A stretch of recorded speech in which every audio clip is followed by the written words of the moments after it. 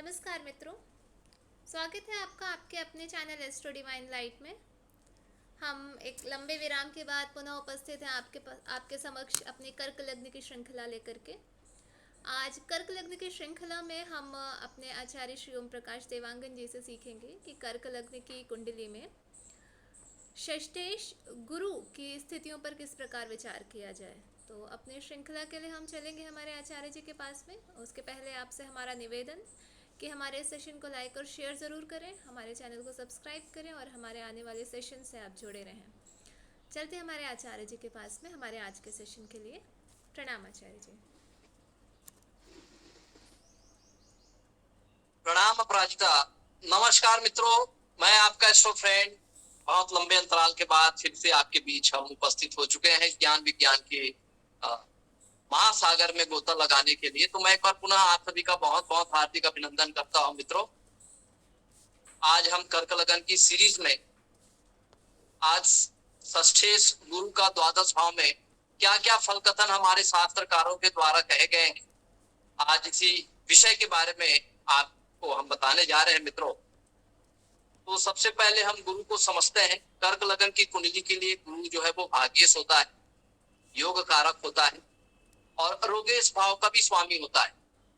क्योंकि ये त्रिकोण भाव के स्वामी होते हैं, इस वजह से ये ज्यादा अशुभ फल प्रदान नहीं करेंगे। यद्यपि गुरु षष्ठम भाव के भी स्वामी होते हैं, लेकिन इसकी दूसरी राशि जो है वो भाग्य भाव के स्वामी होने के कारण ये कर्क लगन के जातकों के लिए ज्यादा अशुभ फल प्रदान नहीं करेंगे। चलिए मित्रों, यदि षष्ठम भाव का स्वामी, रोग भाव का स्वामी रोगेश यदि कर्क लगन में अगर जाके विराजित हो जाए तो ये क्या फल हम कह सकते हैं। क्योंकि गुरु का लगन में बैठना ये तो दिग्बली है। गुरु दिग्बल हो जाते हैं, गुरु को दिग्बल प्राप्त हो जाता है और जातक की बुद्धि बढ़ जाती है, विवेक बढ़ जाती है और जातक अपने जीवन में कभी कोई ऐसे निर्णय नहीं लेता जिनके वजह से बाद में पछतावा हो। यहाँ पे गुरु बार बार उनको अवेयरनेस पैदा करता है किसी चीज सही और गलत की, उनको समझ जो है विकसित करता है जातक के अंदर में। जातक की बुद्धि और विवेक जो है वो बढ़ जाती है इसी कारण से। तो यहाँ पर गुरु जो है वो कर्क राशि में उच्च के भी हो जाते हैं, तो निश्चित रूप से ऐसा जातक जो है वो धर्म कर्म के कार्यों में रुचि रखने वाला ऐसा जातक जो है वो रोगियों की सेवा करने वाला ऐसे जातक जो है वो कोई धर्म गुरु हो सकता है, कोई मठाधीश हो सकता है, कोई भगवताचार्य हो सकता है, कीर्तनकार हो सकता है, कोई प्रोफेसर हो सकता है, गुरु हो सकता है। ऐसा जातक मोटिवेशनल स्पीकर हो सकता है, मार्गदर्शक हो सकता है, समाज का मुखिया हो सकता है। अगर गुरु की हम पंचम दृष्टि की बात करें तो गुरु की जो पंचम दृष्टि है वो मित्र दृष्टि होने की वजह से ऐसे जातक के एजुकेशन काफी अच्छे रहने वाले हैं, संतान भी इनके मददगार साबित होंगे मित्रों। ऐसे जातक जो है वो, क्योंकि पंचम भाव जो है वो हमारे ज्ञान का भी होता है, तो ऐसे जातक की बुद्धि और विवेक जो है वो क्या हो जाएगी, बढ़ जाएगी। जातक एक बहुत अच्छा स्कॉलर होगा। जातक वेद मंत्रों से भी जुड़ करके ये कार्य करेंगे, क्योंकि पंचम भाव हमारे वेद मंत्रों का भी भाव है। ये धर्म कर्म के कार्यों में इनकी रुचि रहेगी। ऐसा जातक जो है वो वैदिक मंत्रों से जुड़कर कार्य करेंगे और ये निश्चित रूप से शास्त्रों का गहन अध्ययन करने वाला होगा। यदि गुरु की अगर सप्तम दृष्टि की बात करते हैं मित्रों, तो गुरु की सप्तम दृष्टि जो है वो नीच की दृष्टि सप्तम भाव में पड़ने के कारण निश्चित रूप से कभी कभी ऐसे जातक को पार्टनरशिप में इसको नुकसान उठाना पड़ सकता है। ऐसे जातक के डेली इनकम के सोर्स में हमेशा कमी बनी रहेगी और जीवन साथी को लेकर के भी इनके मन में थोड़ी सी चिंता जो है वो हो सकती है, या इनको जितना लाइफ पार्टनर को लेकर के जो एक्सपेक्टेशन इसके अंदर है उससे उसकी उम्मीद से उनको कम जो है वो प्राप्त होगा। वो अर्थात कहने का मतलब ये है जैसा वो चाहते हैं वैसा लाइफ पार्टनर जो है इनको नहीं मिलने के कारण इनके जीवन में समझौता बढ़ जाएंगे और दाम्पत्य जीवन में काफी एडजस्टमेंट भी इनको करना पड़ सकता है, क्योंकि गुरु का सप्तम दृष्टि होने के कारण गुरु की दृष्टि में अमृत है, तो दाम्पत्य जीवन का वो क्या करेगा, रक्षा करे, क्योंकि गुरु की सप्तम दृष्टि सप्तम भाव पे आ रही। अगर नवम दृष्टि की बात करें भाग्य भाव पर गुरु की दृष्टि स्वराशि की दृष्टि होने की वजह से ऐसे जातक के भाग्य अच्छे रहेंगे, पिता से भी इनके संबंध बहुत मधुर रहेंगे, लंबी धार्मिक यात्राएं इनको करना पड़ेगा और निश्चित रूप से लंबी धार्मिक यात्रा से इनको लाभ होगा, परमात्मा की कृपा इनके ऊपर होगी। ऐसे जातक धर्म कर्म से जुड़े हुए कार्य करते हैं तो निश्चित रूप से इनको फायदा होता है। पूर्व जन्म में निश्चित रूप से जातक के अच्छे कर्म रहते हैं और उन अच्छे कर्मों के परिणाम स्वरूप वर्तमान जो जीवन होता है वो बहुत अच्छा होता है, जातक बहुत भाग्यशाली होता है और पिता का सहयोग प्रॉपर मिलते रहता है और उच्च शिक्षा में भी ऐसे जातक को सफलता प्राप्त होती है मित्रों। चलिए मित्रों, यदि रोग भाव का स्वामी, हाँ चूंकि ये रोग भाव का भी स्वामी है तो ये पेट से रिलेटेड प्रॉब्लम जो है वो दे सकता है। जो छोटी छोटी जो प्रॉब्लम होती है वो ये दे सकता है। अगर गुरु 2 या 2 से अधिक पाप ग्रहों से पीड़ित हो जाए तो गुरु के कुछ शुभ फलों में कमी हो जाएगी और उन ग्रहों के प्रभाव के कारण यहाँ पर गुरु जो है वो मामूली रोग दे सकते। अगर छठे भाव का स्वामी यदि दूसरे भाव में आ जाए तो ये गुरु की मित्र राशि है मित्रों, और चूंकि धन भाव में कोई भी शुभ ग्रहों का बैठना ये धन के लिए शुभ माना जाता है, तो निश्चित रूप से जातक को धन लाभ प्राप्त होगा और कुटुंब परिवार से इनके संबंध काफी मधुर रहेंगे। जातक बहुत धार्मिक प्रकृति का होगा, जातक की जो वाणी होगी वो बहुत सौम्य होगी और कुटुंब परिवार के लिए ऐसा जातक जो है वो मददगार साबित होगा। कुटुंब परिवार का ये पालन पोषण करने वाला ऐसा जातक होगा। अगर गुरु की पंचम दृष्टि की बात करें तो गुरु की पंचम दृष्टि जो है वो छठे भाव पर अपने ही राशि, अपने मूल त्रिकोण राशि, अपने राशि पर दृष्टि डालने के कारण ऐसे जातक को पैतृक संपत्ति से जुड़े हुए मामले में इसको सफलता प्राप्त होगी मित्रों। इसके अलावा ऐसे जातक को कोर्ट कचहरी के मामले यदि लंबित है तो इनको कोर्ट कचहरी के मामले में भी इनको सफलता प्राप्त होगा। कोई कंपटीशन एग्जाम की यदि ये तैयारी कर रहे हैं तो निश्चित रूप से उसको कंपटीशन एग्जाम में सफलता प्राप्त होगा। निश्चित रूप से ऐसे जातक कोई बैंकर हो सकते हैं, ऐसे जातक बैंक के मैनेजर हो सकते हैं, अकाउंटेंट हो सकते हैं। अगर गुरु की सप्तम दृष्टि की बात करें मित्रों तो अष्टम भाव में पढ़ने के कारण और अष्टम भाव में यहाँ पर शनि की राशि है, शनि की मूल त्रिकोण राशि है, तो निश्चित रूप से ऐसे जातक जो है वो ज्ञान प्राप्ति की दिशा में वो क्या करेगा, साधना करेगा। जातक हायर एजुकेशन के लिए काफी मेहनत करेगा और धर्म कर्म से जुड़कर ये कार्य करेगा। जातक की रुचि जो है वो ऑकल्ट साइंस में हो सकती है, जातक की रुचि जो है वो कर्म कांडों में, वैदिक मंत्रों में हो सकती है।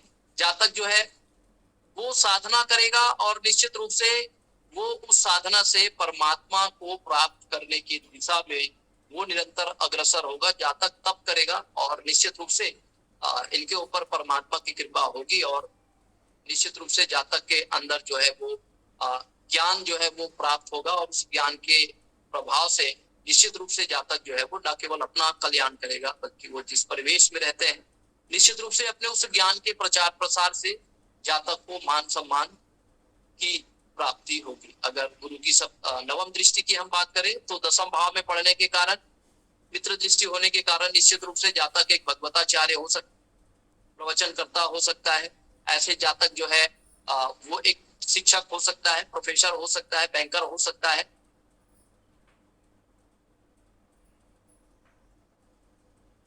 चलिए मित्रों, यदि रोग भाव का स्वामी गुरु यदि तृतीय भाव में जाके विराजित हो जाए मित्रों, तृतीय भाव जो है वो यहाँ पर कन्या राशि का खुद स्थित होता है और गुरु जो है यहाँ पर उपस्थित होने के कारण ऐसे जातक के छोटे भाई बहनों से इनके संबंध संबंध जो है वो क्या होते हैं, उतने मधुर नहीं होते। पड़ोसियों से भी इनका संबंध जो है वो मधुर नहीं होता। लेकिन ऐसे जातक जो है सीखने के लिए बहुत ज्यादा एफर्ट करना पड़ता है, बहुत पराक्रम करना पड़ता है, और जीवन में बड़े बड़े जोखिम भरे हुए कार्य भी ऐसे जातक को करने पड़ सकते हैं। यद्यपि जातक को कष्ट होगा, लेकिन अंततः बाद में इनको सफलता की प्राप्ति होगी मित्रों।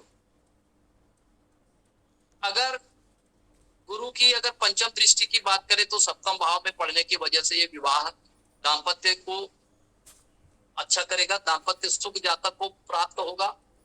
जातक के जो डेली इनकम के सोर्स में जातक की कमी रहेगी, पार्टनर के सुख में भी जातक को कुछ कमी का सामना करना पड़ सकता है।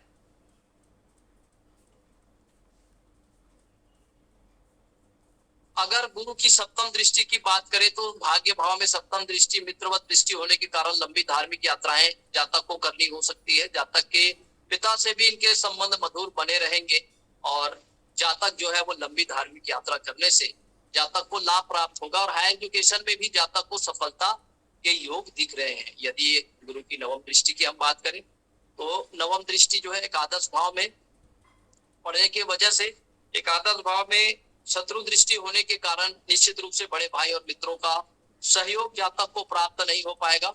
जातक के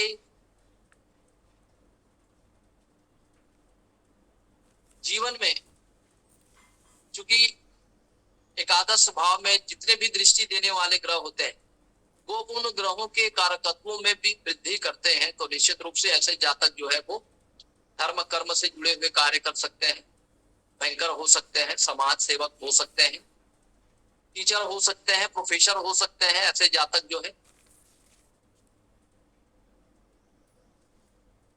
अगर छठे भाव का स्वामी गुरु अगर चतुर्थ भाव में जाके बैठ जाए मित्रों, चतुर्थ भाव में गुरु की शत्रु राशि होती है, तुला राशि होती है मित्रों, तो तुला राशि का जो गुरु होता है यहाँ अपने शत्रु राशि में होने के कारण माता के साथ इनके संबंध जो है वो मधुर नहीं रहते। ऐसे जातक को पैतृक संपत्ति से जुड़े हुए परेशानियों का सामना करना पड़ता है। ऐसे जातक अपने जन्म स्थान में ना रहकर इनको जन्म स्थान से दूर जाना पड़ सकता है अपने एजुकेशन पर्पस को लेकर के। यदि गुरु की पंचम दृष्टि की बात करें तो अष्टम भाव में पड़ने के कारण और अष्टम भाव में दृष्टि पड़ने के कारण ऐसा जातक जो है वो धर्म कर्म से जुड़े हुए कार्य करते हैं। ऐसे जातक की रुचि कोई गुरु विद्या में हो सकती है, ज्योतिष विज्ञान में हो सकती है, हस्तरेखा विज्ञान में हो सकती है। ऐसे जातक के जीवन में कभी एक आध बार जरूर कोई अपमान या आरोप जो है वो लग सकता है, और उस आरोप से बचने के लिए निश्चित रूप से ऐसे जातक जो है वो अगर भगवत शरण में जाते हैं तो उनकी कृपा से जातक जो है शनिदेव की कृपा से आरोप से भी मुक्त हो जाते हैं मित्रों। चलिए अगर हम शनि की सप्तम दृष्टि की हम बात करें तो सप्तम दृष्टि दशम भाव में पड़ने के कारण ऐसे जातक के जीवन में गुरु की सप्तम दृष्टि मित्रवत दृष्टि होने की वजह से ऐसा जातक जो है वो मठाधीश हो सकता है, टीचर हो सकता है, कोई भगवताचार्य हो सकता है, कीर्तनकार हो सकता है, धर्म गुरु हो सकता है, बैंकर हो सकता है, मोटिवेशनल स्पीकर हो सकता है, काउंसलर हो सकता है। अगर गुरु की नवम दृष्टि की बात करें तो 12वें भाव पर नवम दृष्टि होने की वजह से, क्योंकि ये यहाँ पर मिथुन राशि स्थित है मित्रों, तो कहीं ना कहीं जातक को नेशनल मल्टीनेशनल कंपनी से जुड़कर यदि कार्य करते हैं तो इसको कठिनाइयों का सामना करना पड़ सकता है। अगर ये विदेश जाते हैं उच्च शिक्षा के लिए तो निश्चित रूप से वहां पर इनको कष्ट का सामना करना पड़ सकता है। इंपोर्ट एक्सपोर्ट से रिलेटेड कार्य करने से इनको नुकसान उठाना पड़ सकता है। अगर ऐसा जातक गुरु को अगर राहु की दृष्टि यदि पड़ जाए तो ये अपने ज्ञान का भ्रामक प्रचार प्रसार करने की वजह से भी ये कोई मुसीबत में फंस सकते हैं, विवादों में ऐसे जातक जो है वो घिर सकते हैं, इनके खिलाफ मुकदमा भी हो सकता है, चल सकता है, और जेल या कारावास भी ऐसे जातक पर जाति हो सकती है। चलिए मित्रों, यदि रोग भाव का स्वामी यदि पंचम भाव में जाके विराजित हो जाए, ये पंचम भाव क्योंकि अपने मित्र राशि में होने की वजह से पंचम भाव में गुरु का बैठना या गुरु का बैठना जो है वो बहुत अच्छा योग है। जातक को बहुत अच्छा स्कॉलर बना देगा, जातक का आईक्यू लेवल बढ़ जाएगा, बुद्धि क्षमता बढ़ जाएगी, जातक का विजडम बढ़ जाएगा, जातक अपने एजुकेशन में बहुत बढ़िया ये नंबर जो है एक प्रतिभाशाली, एक अच्छा स्कॉलर के रूप में जो है वो प्रसिद्धि प्राप्त करेगा। निश्चित रूप से वैदिक मंत्रों से जुड़कर ऐसे जातक कार्य करेंगे, धर्म ग्रंथों का ये अध्ययन करेंगे, ये अपने ज्ञान में नित्य निरंतर जो है वो वृद्धि करने वाले होंगे। ऐसे जातक जो होंगे वो उनको पुत्र संतान जरूर प्राप्त होगा। ऐसे जातक के पुत्र काफी मददगार होंगे, संतान के भी एजुकेशन जो है बहुत अच्छी रहने वाली। अगर गुरु की पंचम दृष्टि की बात करें तो नवम भाव में दृष्टि होने के कारण ऐसे जातक जो है उच्च शिक्षा में सफलता प्राप्त करते हैं। निश्चित रूप से लंबी धार्मिक यात्रा से जातक को लाभ प्राप्त होगा, पिता से भी संबंध मधुर बने रहेंगे और भगवत कृपा ऐसे जातकों पर होगी। मोक्ष की दिशा में, परमार्थ की दिशा में ऐसे जातक जो है वो अग्रसर करेंगे।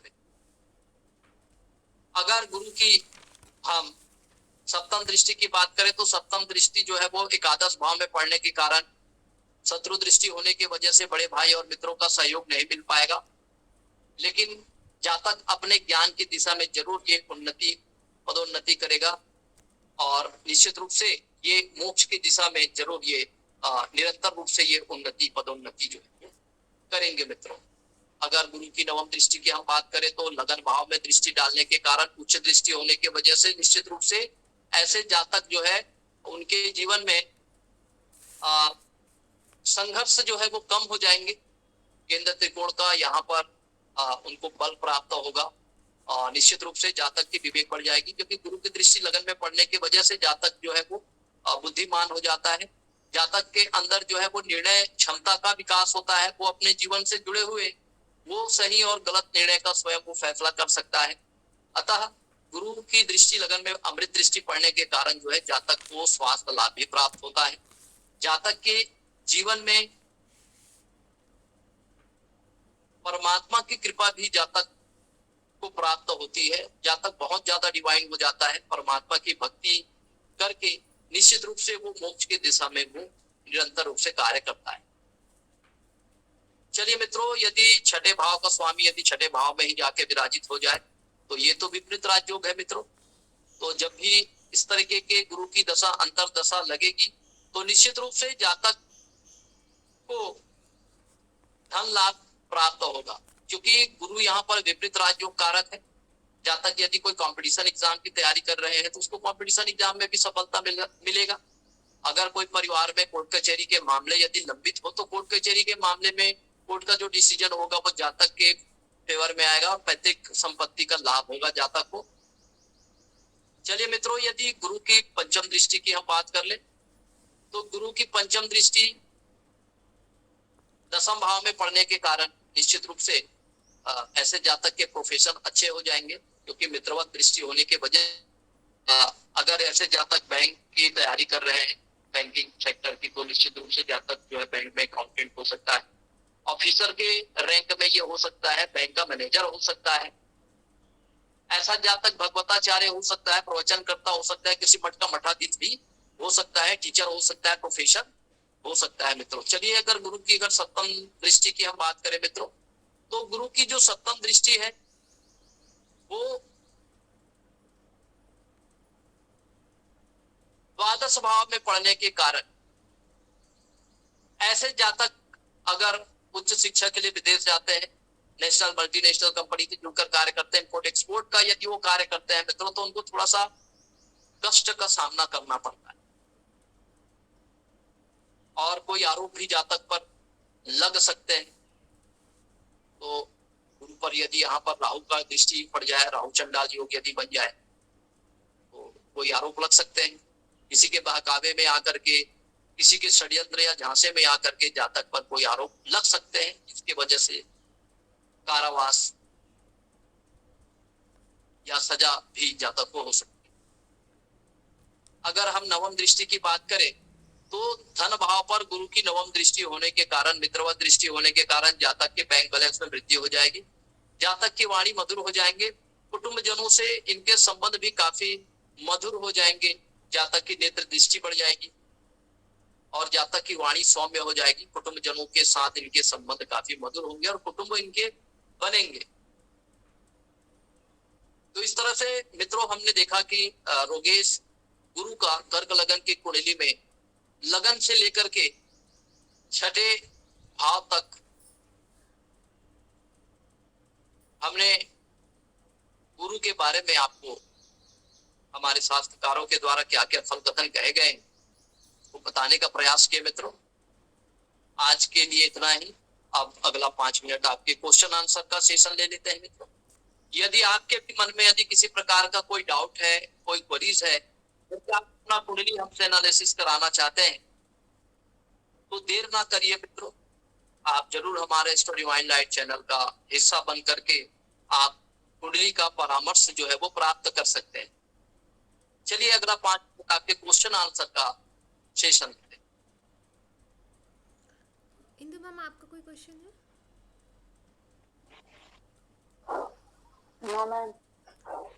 Thank you ma'am.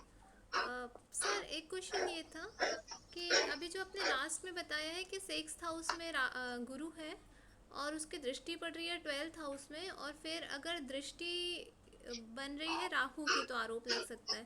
तो ये राहु की दृष्टि 12th हाउस में पड़ रही हो तब, या राहु की दृष्टि गुरु पर पड़ रही हो, या दोनों ही स्थितियों में?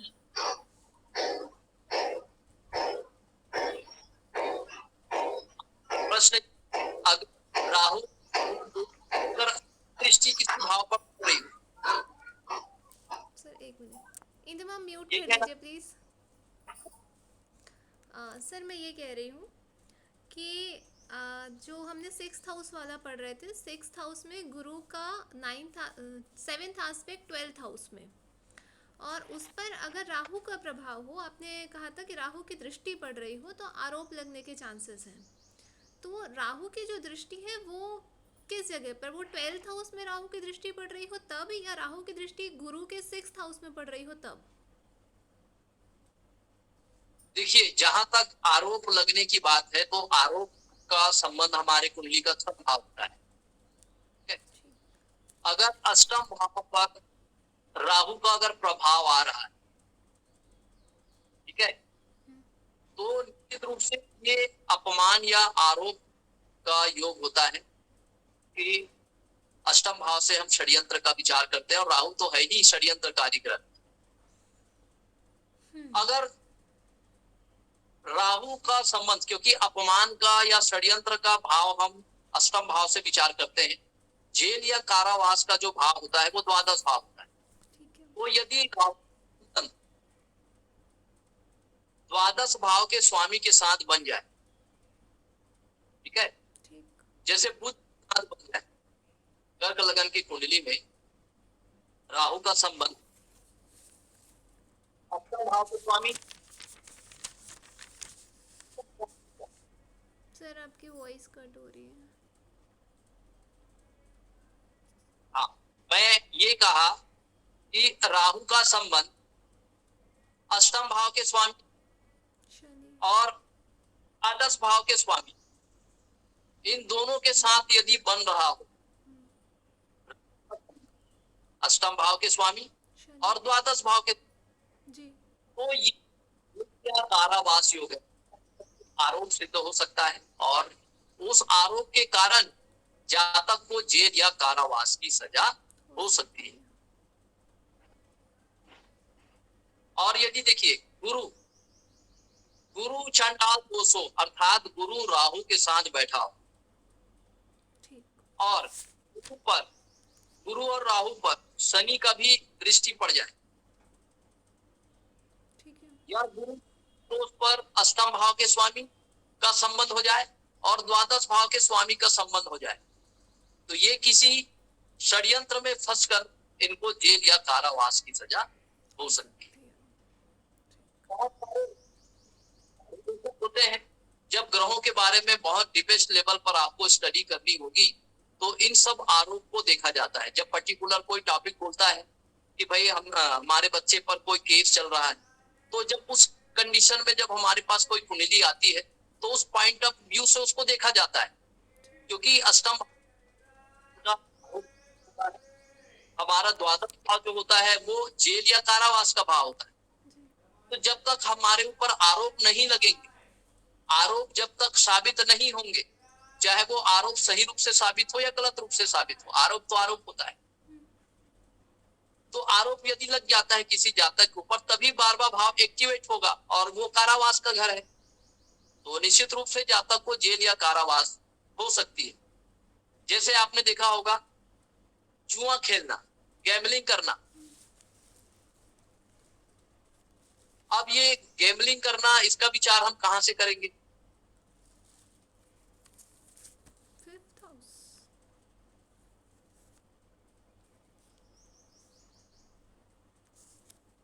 सर के फिफ्थ हाउस से शेयर का होता है वहाँ पे। कौन सा हाउस? फिफ्थ शायद।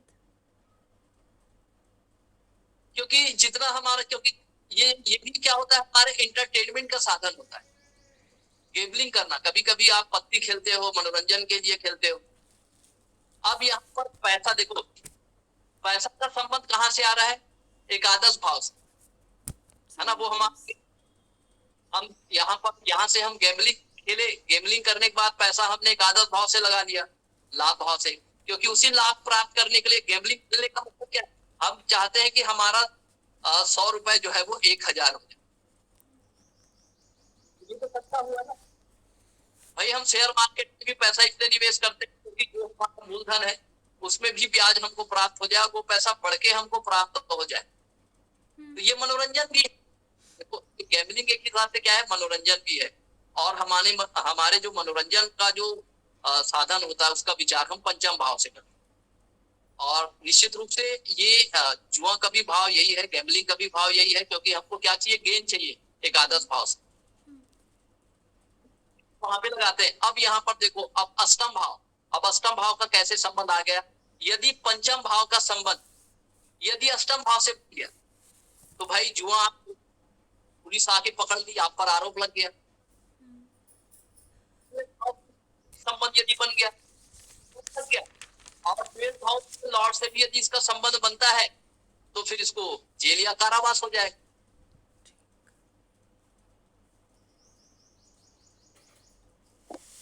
ठीक है सर।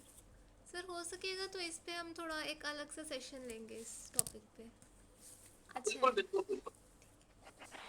तो सर आज का रैप अप करते हैं अभी के लिए।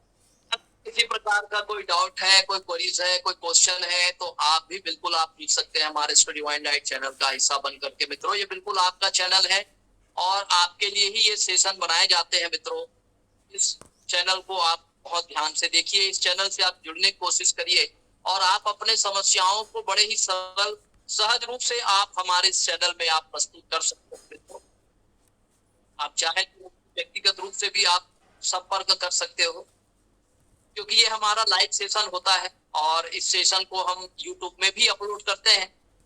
तो आपको भी अपने अनुभव होंगे अपने जीवन का, तो उस अनुभव को भी आप शेयर कर सकते हैं।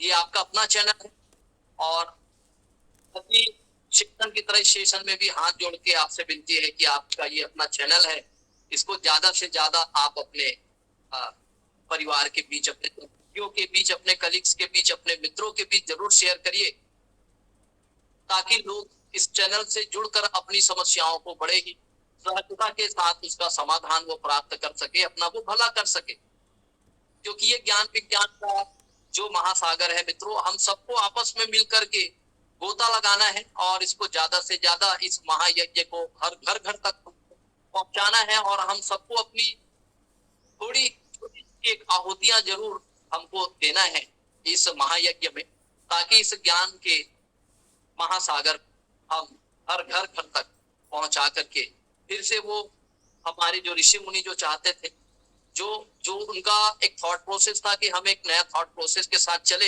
एस्ट्रोलॉजी की नॉलेज के साथ चले, शास्त्रों की प्रमाणिक ज्ञान के साथ चले, ताकि न केवल अपना भला कर सके, बल्कि हम जिस समाज में रहते हैं, जिस सोसाइटी में रहते हैं, से जुड़े हुए लोगों का भी हम भला कर सके, उनको हम सही राह दिखा सके। तो परमात्मा आपको स्वस्थ रखे, आनंदित रखे, आपकी बहुत आपको दीर्घायु प्रदान करे। इसी शुभ और मंगल कामनाओं के फिर से आपसे मुलाकात होगी। तब तक के लिए हमें इजाजत दीजिए मित्रों। नमस्कार, प्रणाम। प्रणाम सर।